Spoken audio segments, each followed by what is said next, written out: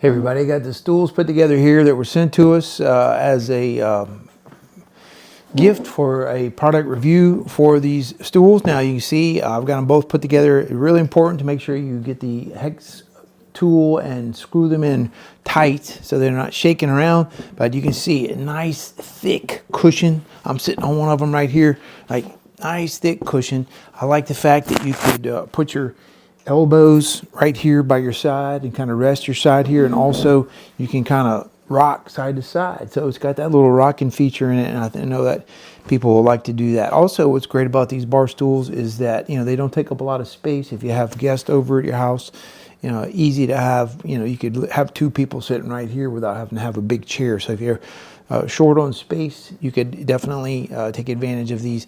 Nice design here, the rippled design here in the back, and you can see plenty of space right here for your feet in the front. Now I'm about 6'3", 6'2.5", so my feet will touch the ground on these just barely, but I can prop right back up here. If you're looking for bar stools, these are very nice. This is what to expect if you want to get these.